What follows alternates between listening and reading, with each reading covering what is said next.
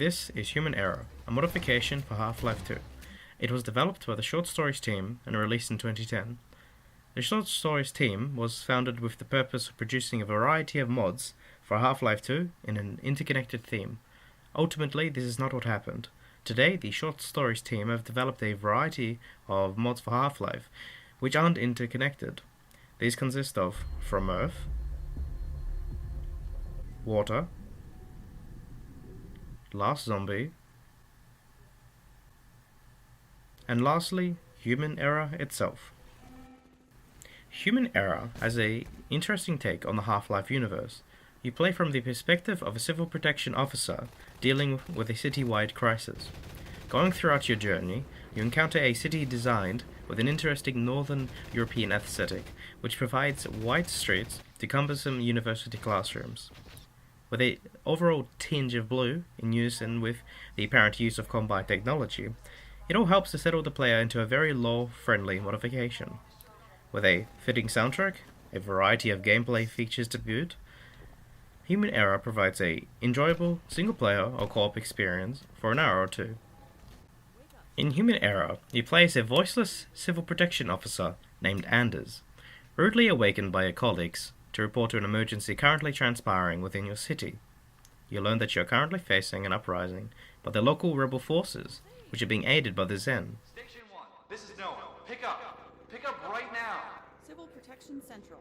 How may I help you? Eloise, we're under attack. The miners have risen up all across town, accompanied by more border guns than I can... After a short briefing, you are sent on your way to report to your commanding officer with a vehicle section using a Combine APC. This is an interesting premise for the opening of the game. It leads to some startling discoveries, especially on how specific aliens are helping with the rebellion.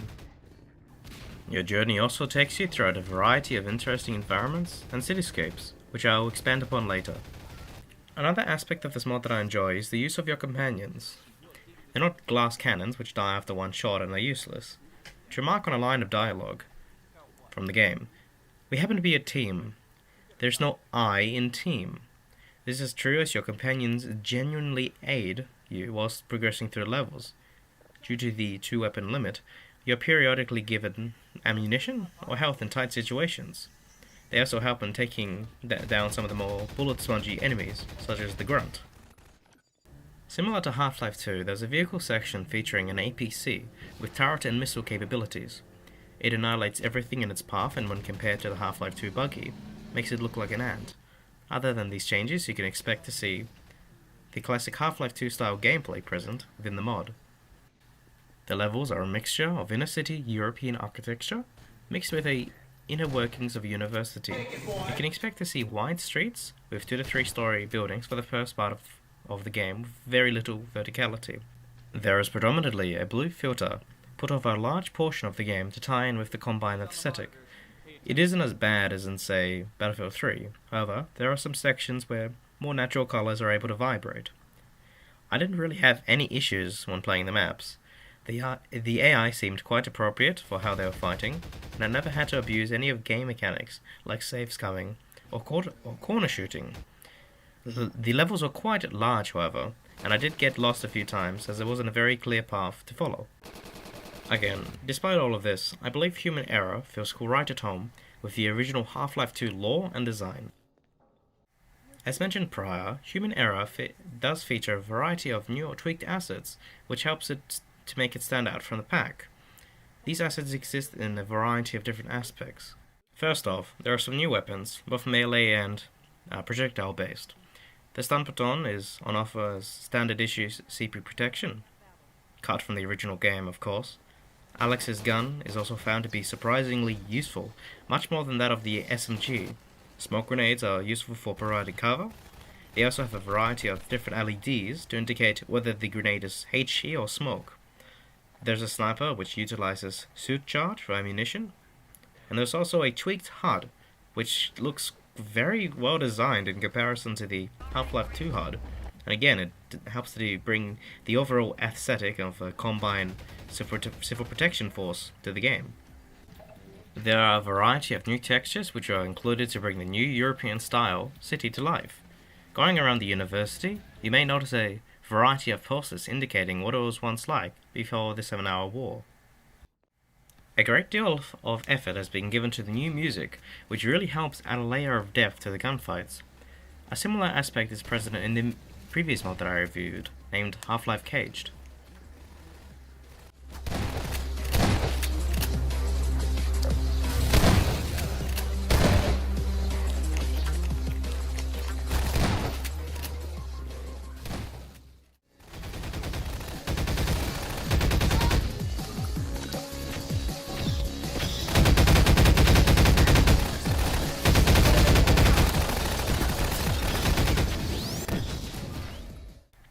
In addition to all of this, you can see that there's a great deal of effort placed into character design within the mod. Your companions are individually modeled and voice acted to display a variety of characters and personalities. You fight along characters such as Lawson, a fumbling Briton who is completely despised by everyone. Top of the morning, Anders. Ready to do some good? Eloise, a girl described as a psychopath, always armed with a .357 Magnum. I don't think so, Tully. We're on the slopes of Mount Doom and we have guns. Let's get in there. Your commanding officer, Noah, a man certainly who doesn't fit his ego. Where's Eloise? I asked, nay, demanded her, not you. And of course, the rest of Civil Protection. Unfortunately, they are just behind the mask. However, there aren't only custom assets for your allies. The enemies from the original Half-Life have also been redesigned and brought forward into the Source engine. The alien grunt is still a walking wall of flesh which soaks up a great amount of damage, also again equipped with his trusty B-gun. The alien controller also makes a return, and they're still the annoying enemies they once were from the original game. You also fight alongside, normal Resistance members, as well as Vortigaunts. They haven't been redesigned. Unfortunately, there are some issues with the mod. There isn't anything major like crashes, or there's only one crash, which I've experienced 2 times on 2 playthroughs. However, that's in the earlier parts of the mod, and a quick save could easily be put in place to prevent it. There are many aspects of the mod which could easily be fixed, however the likelihood of this occurring is exceptionally low. Perhaps one day the Short Stories team will take the time to fix them. In regards to the mod fixes, a well-respected modder, Malorti, has tried his best to maintain the mod, and thanks to him, the mod is able to run under Source SDK Base 2013, and that basically means it can run in modern Source engine, which means anyone today can play it. Regardless, there are a few aspects of the mod which are slightly off-putting. The running animation for the alien grunt is quite rough, and in some meshes quite comical. It takes a disproportionate amount of damage to kill them. The alien controller flies in such a way which is rather jarring, somewhat how a paper plane flies, at an extremely fast rate. In the original Half-Life, they are much easier to hit. Occasionally, my companions would simply stand in one spot without moving. I had to push them in such a way as to force them to proceed.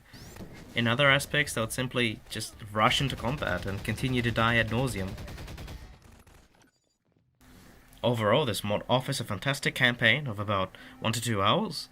It is chock full of enjoyable gameplay presented in a new style that feels right at home within the lore of Half-Life 2.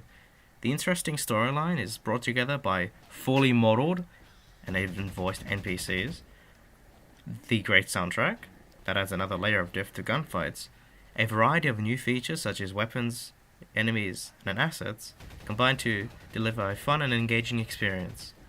As always, since it's free, there's no reason not to check the mod out. Thanks for watching. Cheers.